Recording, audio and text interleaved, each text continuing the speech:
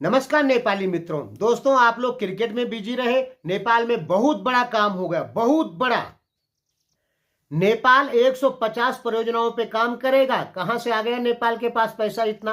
अब आप कहेंगे विदेश देगा। विदेश देगा तो 49% देगा, 51% तो नेपाल को अपना लगाना पड़ेगा। समझ रहे हैं ना इस चीज को? 150 परियोजनाओं पे काम होगा नेपाल में।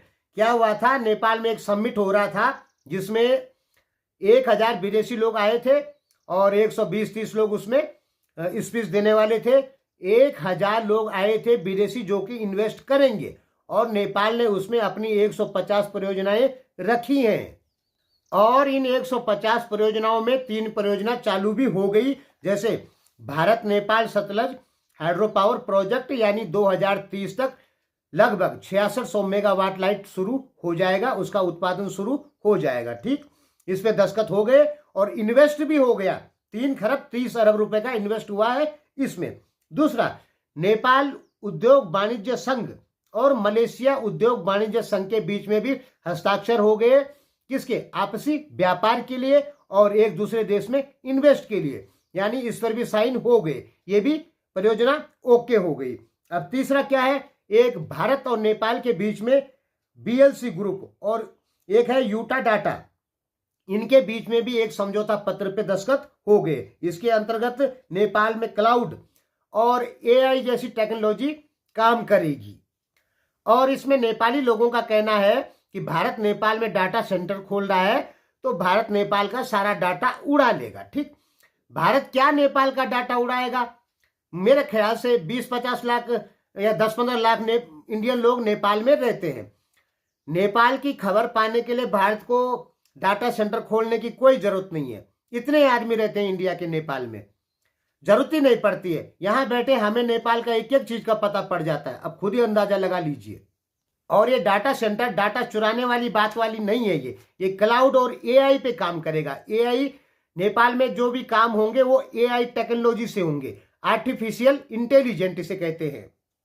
एआई का आईक्यू जो होता है वो 260 होता है। ठीक, चाइनीज लोगों का आईक्यू 101, अमेरिकन का 141, भारतीयों का 87 और नेपालियों का 62। नेपालियों का आईक्यू कम होता है। ये मैंने एक डेटा पढ़ा तब बता रहा हूं। आपको बुरा लग सकता है कि ये कह रहा है कि भाई नेपालियों का आईक्यू कम होता है। हाँ दोस्तों, नेपालियों का आईक्यू कम ही होता है। इसका एविडेंस ये दे रहा हूं कि नेपाल ने किसी भी चीज की खोज नहीं की।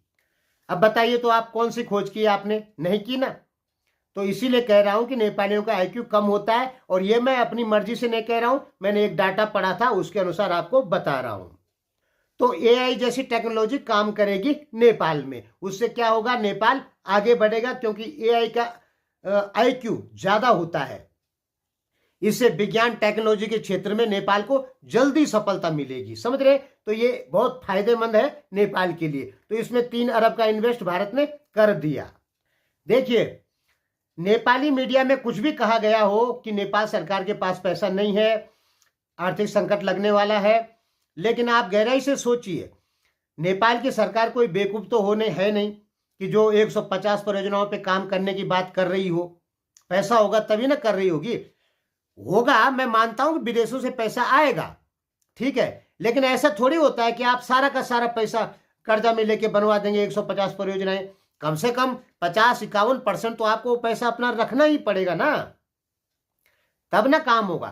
तो क्या मतलब निकलता है? मतलब निकलता है पैसा है। और मैंने फॉरेन रिजर्व एक बार बताया था आपका कि $17.5 बिलियन हो गया, जो $9 बिलियन था। और तब से लेके अब तक नेपाली मीडिया में बहुत लोग बैठे हैं, चाइनीज समर्थक लोग, वो एक ही बात चिल्ला रहे हैं कि प्रचंड खराब, देवबा खराब, ये भारत के इशारे पे चलते हैं, देश में आर्थिक संकट लगने वाला है, देश बचने वाला नहीं है। ये बोलने वाले कौन है? ध्यान में रखिए, ये वही लोग बोल रहे हैं जो हमेशा चीन की जय जयकार करते हैं अपने चैनलों पर। ये वही लोग बोल रहे हैं। आपने गहराई से नहीं सुना होगा, लेकिन हमने सुना। यानी ये लोग जबरदस्ती कह रहे हैं कि नेपाल एक असफल देश है। असफल देश होता, मैंने भी नेपाल पे 1200-1500 वीडियो बना ली। हमें भी नेपाल का सब कुछ पता है। हमें नेपाल की असफलता कहीं पे नजर नहीं आ रही है। पाकिस्तान, श्रीलंका, मालदीव्स, म्यांमार, इनकी अपेक्षा अच्छी स्थिति में है नेपाल। अब भी आप कहेंगे कि नहीं, अच्छी स्थिति में नहीं है, जो कम्युनिस्ट टाइप के लोग हैं वो कह सकते हैं, ठीक है। तो अच्छी स्थिति में नहीं है तो 150 परियोजनाओं पे नेपाल कहां से काम करेगा? जो 1000 आदमी बुला रखे थे अभी विदेशी लोग इन्वेस्ट करने के लिए कि भाई हमारे यहाँ माहौल देखो, उनको बताया गया कि ये चीजें हैं, ठीक है। तो 100% इन्वेस्ट वो लोग नहीं ना करेंगे, 49% इन्वेस्ट होता है जब साथ में मिलकर काम होता है, और 51% उस देश का होता है जिस देश में वो परियोजनाएं हैं। तो पैसा नहीं है तो फिर ये परियोजनाओं के लिए नेपाल क्यों सोच रहा है? कर्जे पे नहीं ना बनेगी ये सब, आधा कर्जा होगा आधा तो अपना होगा। तो पैसा है, यानी आपकी सोच अभी भी गलत जा रही है, वहीं जा रही है। कहां? वो कम्युनिस्टों की जो सोच है, एक लोकतांत्रिक सरकार को गलत ठहराना। चुना आप ही लोगों ने, नेपाल तो मोनार्की था, नेपाल को लोकतंत्र कौन बनाया? नेपाली जनता ने बनाया। अगर जनता विद्रोह करती तो नेपाल लोकतंत्र नहीं बनता। अब इस दुनिया में इस समय लोकतंत्र से अच्छी शासन प्रणाली कुछ भी नहीं है। भले ही लोकतंत्र की अपनी कमियां हैं और लोकतंत्र का झुकाव ज्यादा अमेरिका की तरफ रहता है, ठीक है, अपनी कमियां हैं लोकतंत्र की, लेकिन फिर भी लोकतंत्र से अच्छी शासन प्रणाली नहीं है। चाइना में जनता कुछ नहीं कर सकती है, जो करेगा सरकार ही करेगी। जनता को बोलने का अधिकार नहीं है, छोटे छोटे मामलों में बड़ी बड़ी सजाएं हो जाती है, निर्दोष लोगों को सजा हो जाती है, क्योंकि लोकतंत्र नहीं है। भारत नेपाल में आसानी से सजा नहीं होती है। इसका क्या है, कभी कभी अपराधी छूट जाते हैं, लेकिन कम से कम निर्दोष लोगों को तो सजा नहीं होती ना भारत और नेपाल में। दोषियों को नहीं होती तो निर्दोष को कहां से हो जाएगी? ठीक, कम होती है। लेकिन चाइना में क्या है, थोड़ा सा पकड़ लिया, 2-4 सुनवाई हुई और सीधे जेल, चाहे उसने गुनाह किया चाहे नहीं किया। ये होता है कम्युनिस्ट शासन, टाइट होता है। अब टाइट में निर्दोष घुस जाता है। तो कहने का मतलब है लोकतंत्र शासन प्रणाली इस समय सबसे अच्छी शासन प्रणाली है। तो लोकतांत्रिक सरकारों का विरोध करती है नेपाल की जनता, और उसे बताया जाता है कि लोकतंत्र ने देश को खा लिया। लोकतंत्र ने देश को नहीं खाया, आपके संविधान ने देश को नहीं खाया। देश में जो भ्रष्टाचार हुआ है वो नेताओं ने किया। अब आपने उतने टाइट कानून नहीं बनाए, अगर टाइट कानून बनाए होते तो यह भ्रष्टाचार भी नहीं होता। तो नेपाल में जो भ्रष्टाचार है वो लोकतंत्र की वजह से बिल्कुल नहीं है। वो क्या है कि जो संविधान बनाया गया है उसमें कुछ धाराएं और टाइट बनानी पड़ेगी जिससे कोई भ्रष्टाचार ना कर पाए। तो कहने का मतलब है नेपाल में लोकतंत्र सरकार का विरोध करती है नेपाल की बहुत सारी जनता। और जो ये लोकतंत्र का विरोध कर रहे हैं, यही लोग कह रहे हैं कि नेपाल का सत्ता पक्ष जो है वो खराब है, वो देश को डुबा देगा, देश आर्थिक संकट में आ जाएगा, देश रहने वाला नहीं है, इसलिए लोकतंत्र सरकार को खत्म करो।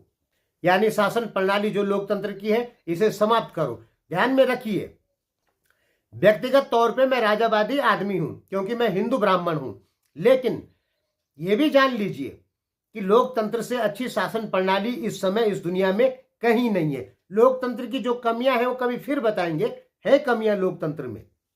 तो हम बात तो दूसरी जगह कर रहे थे कि भाई हमने साफ क्लियर कर दिया कि नेपाल में 150 परियोजनाओं की बात चल रही है। 150, तो पैसा कहीं ना कहीं नेपाल सरकार के पास कुछ ना कुछ तो है, तभी तो इस पर बात चल रही है।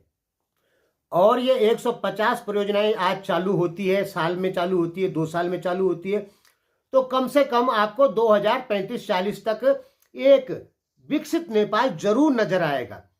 ठीक है, अगर आज चालू होती है तो 15 साल लगेगा, 20 साल लगेगा, न्यू तो रख दी कम से कम, तो लगभग 2040 तक आपको विकसित नेपाल जरूर नजर आएगा। धन्यवाद।